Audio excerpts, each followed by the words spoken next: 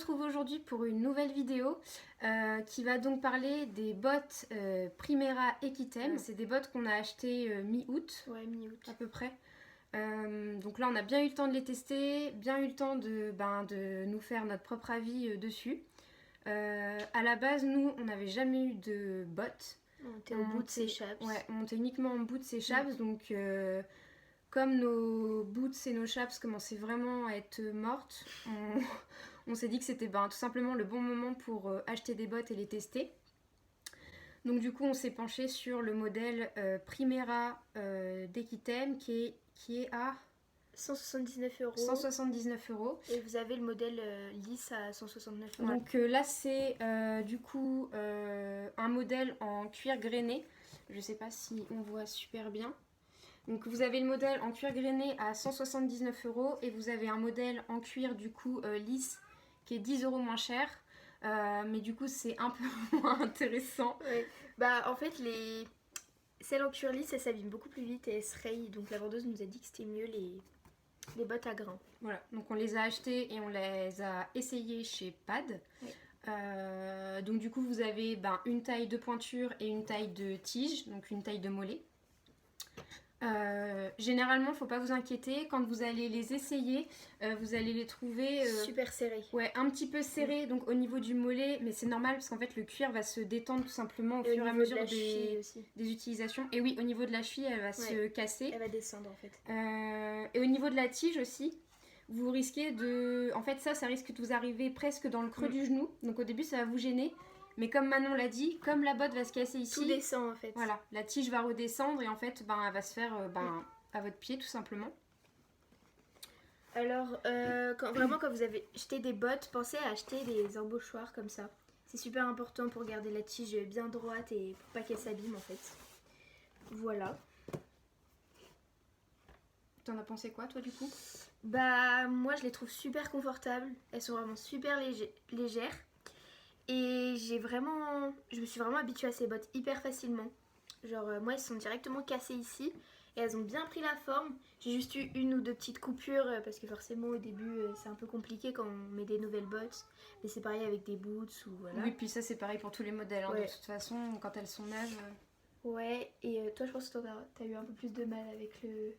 Ouais, en fait, moi là où elle me gênait vraiment le plus, c'était au niveau de la tige. Donc, c'est ce que je vous expliquais tout à l'heure. La tige, là, elle remontait carrément derrière mon creux de genou. Donc, au début, quand je montais, c'était hyper douloureux. Mais une fois que, après peut-être 3-4 séances, elles ont commencé à se casser ici. Du coup, la tige est redescendue. Et puis, maintenant, c'est nickel. Sauf que j'ai eu un petit problème avec les miennes. Au bout de peut-être 4 ou 5 utilisations, en fait les pressions ici, juste là, elles ont commencé en fait à sauter tout simplement. Mais c'était vraiment un défaut de tes bottes, c'était pas donc du coup parce que celles de Manon n'ont pas du tout fait ça. Et donc du coup je les ai ramenées chez Pad et les vendeuses ont été super sympas. Elles m'ont tout de suite repris les bottes et elles les ont déposées chez le cordonnier. Donc là j'attends qu'elles reviennent avec des nouvelles pressions du coup parce que ça le faisait aussi sur celle-ci, celle du bas. Oui. Donc voilà. Mais en tout cas, si j'ai un avis à donner, c'est que pour des premières bottes, franchement, elles sont top. Au niveau du prix, elles sont pas trop chères. C'est quand même de la botte italienne, donc ça se tient bien. Et puis c'est vrai qu'on n'a pas tous le même budget, on peut pas tous avoir des bottes sur mesure à 600-700 €. Donc honnêtement, pour une utilisation quand même assez régulière. Moi je m'en sers tous les jours. Voilà, un entretien facile parce qu'on va vous montrer comment les entretenir, c'est rapide et assez simple. Donc franchement, on peut dire que c'est des bottes qu'on recommande. Ouais, elles sont super bien. C'est qu'elles sont toutes en cuir et qu'ici il y a un élastique. Alors du coup ça épouse bien la forme du mollet et franchement on s'habitue super facilement à ces bottes.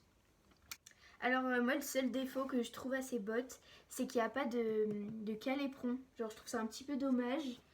Je mets pas souvent d'éperon, mais quand je monte au lycée et tout ça, j'ai quand même besoin de caléperon. Oui, comme c'est obligatoire. Ouais, c'est un peu embêtant. Mais bon, c'est le seul défaut que je donnerais à ces bottes.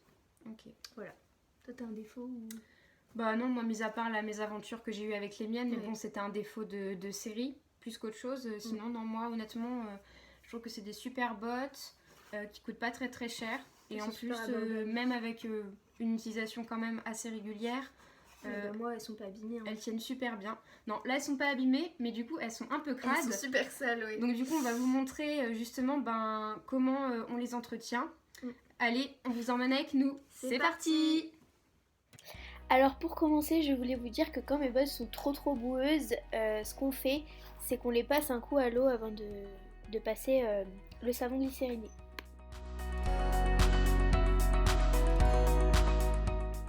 Donc après avoir passé un gros coup d'eau, on utilise le savon glycériné de la marque Sapo que vous pouvez vous procurer chez Pad. Et on utilise un chiffon microfibre. On vient retirer les embauchoirs des bottes et on vient glisser notre bras à l'intérieur, ce qui va nous permettre d'étendre le pied et de bien nettoyer les petites pliures qu'il y a au-dessus de la botte.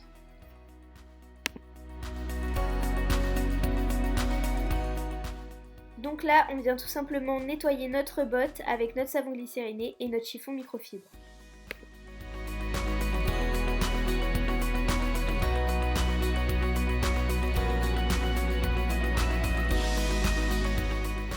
Là, je viens tout simplement remettre l'embauchoir pour nettoyer la tige et les coutures de ma botte. Là, je viens mettre du savon glycériné et je frotte.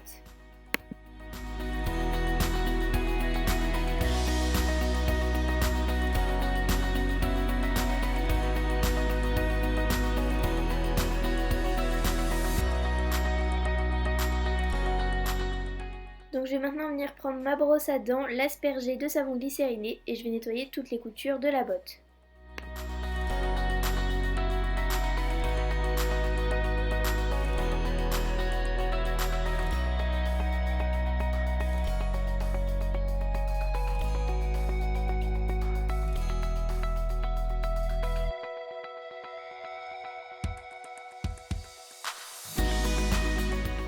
Donc maintenant, je vais venir nettoyer l'endroit où il y a les pressions de la botte, l'élastique et la fermeture. De temps en temps, vous pouvez aussi cirer vos bottes. Personnellement, je le fais qu'une seule fois par mois, c'est pour ça que je ne l'ai pas fait en vidéo car je l'avais déjà fait ce mois-ci. Nous, on utilise le cirage de la marque Kiwi, donc du cirage noir. On vous met une photo en bas à droite de l'écran. On n'applique jamais d'huile pour cuire sur les bottes car cela les rend cassantes. Voilà, cette vidéo est terminée, on espère qu'elle vous aura plu, alors à la prochaine!